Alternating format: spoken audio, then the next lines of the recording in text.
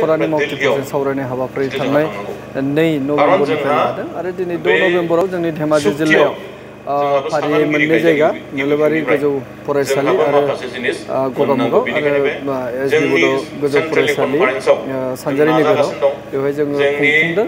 दा बेवहाय जोङो थोंजोङै खौसेथि बर' सुबुं आफादनि संबिजिरारि जा पावार एन्ड फांसन दङ वार्कारफ्रा बे पावार एन्ड फांसनखौ बाहायनानै माबायदि लेभेलसिम लांगोन जों बेखौ सावरायदों। बेजों लोगोसे जोङो मा जेंनाफोरखौ फेस जादों मा जेंना जेंसिफोरजों जों सौदावदों बेफोरखौबो जों सावरायदों। थांनाय समफोराव खौसेथि बर' सुबुं आफादा बिटिसिनि बायजोआव बर'फोरनि थाखाय मोनसे गाव हायुङारि खुंथाइ दाबिबाय बेखौ जोङो मोनफुंनो हाबाय आरो बेनि उनाव जोंनि जा मावनांगौ हाबा बेयो बांसिननिफ्राय बांसिन जाबाय थादों। दा नायदों जोंनि ओनसोलफोराव थांनाय समफोराव कर'नानि उननिफ्राय जा पस्ट कर'ना सिटुएसन बे मोजां नङा।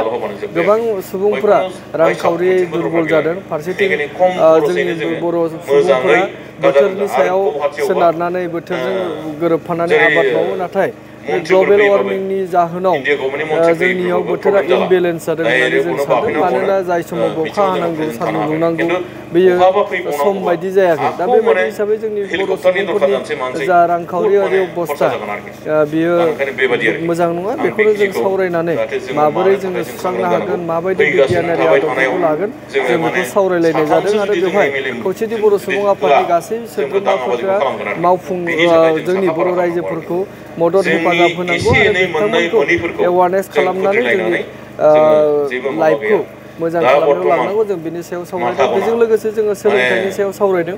दा जों नायदों धेमाजि जिल्लायाव गोबां गुदि फरायसालिफोराव दिनैसिमबो बर' राव रोङै फोरोंगिरि दं। एम इ स्कुलाव बर' राव रोङै फोरोंगिरि दं आरो गोबां एम इ स्कुल दङ जेरावनाखि 3 4 फोरोंगिरि दं जायजों जोङो गुन गोनां सोलोंथाइ होनो हाया। बेनि उनाव नायबाय जोङो थांनाय समाव जानाय जा गोदानै टिउटर थिसननाय फरायसालिफ्राव बेयावबो नायदों माखासे एम इ स्कुलफोर दं जेराव माने 3 आरो सानैल'बो बेबायदि टिउटरनि फरायसालि जोंनि जिल्लायाव गोबां दं। दा बेबायदि हिसाबै जोङो फरायसाफोरखौ जाबायदि बर' बिजोंजों गुन गोनां सोलोंथाइ होनांगौ बेखौ जों होनो हायाखै। फारसेथिं हाइ स्कुलाव जेब्ला जों नायो जोंनियाव हाइ स्कुलाव पियरलि बर' बिजों हिसाबै धेमाजि जिल्लायाव 2 दं। एसबि बड' हाइ स्कुल आरो UNB memorial Upendranath Brahma memorial high school. दा बै 2 फरायसालिफोरावबो UNB आव दासिम जोंनि वार्कार्सफ्रा मावनांगोन। दा बेवहाय जोङो खौसेथि बर' सुबुं आफादा जोंल' मावालासिनो जोंनि ओनसोलाव थानाय साफ्रोमबो बर' माने सुबुं लोगोसे मोनफ्रोमबो बर' माहारियारि आफाद बे आफादफोरखौ लानानै जोङो मावलांनो थाखाय दिनैनि नैबे मावथिफारि जथुमाव जों बेखिनिखौ सावरायलायदों। बेयो स्पेसियेलि हा खुरखानाय जेंना। बे हा खुरखानाय जेंनाखौ जेब्ला जों नायो बुरलुंबुथुर दैमायानो बांसिनै जोंनि ओनसोलफ्राव हा खुरखादों। बिनि अनगायै बुरलुंबुथुरनि फिसा फिसा दालाइसा दैसा माखासेफोर दङ बिसोरो एसे एनै खुरखादों।